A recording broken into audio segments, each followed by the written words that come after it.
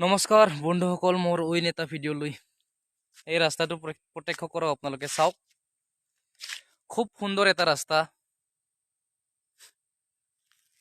2014 চনতে বনোৱা এই ৰাস্তাটো।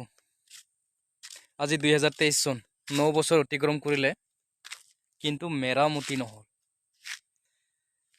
গোৱালপাৰা ডিষ্ট্ৰিক্টৰ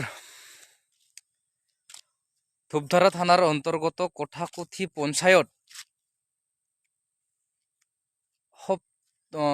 কি হ'ব এটা কঠাকুঠি পঞ্চায়ত 7ম খণ্ড কলিয়ানপাৰা হৈ আঠিয়াবাৰীলৈকে যোৱা এই ৰাস্তাটো আজিলৈকে মেৰামতি নহল। 9 বছৰ হৈ গ'ল, আজিলৈকে এই ৰাস্তাটো মেৰামতি নহল।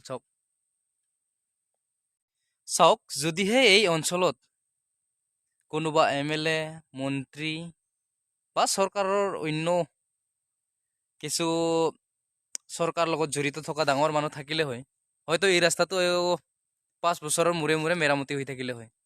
কিন্তু আমি গাঁৱলীয়া মানুহ, কোনো নাই চৰকাৰৰ লগত কথা কোৱা বা চৰকাৰৰ লগত ঘূৰি ফুৰা।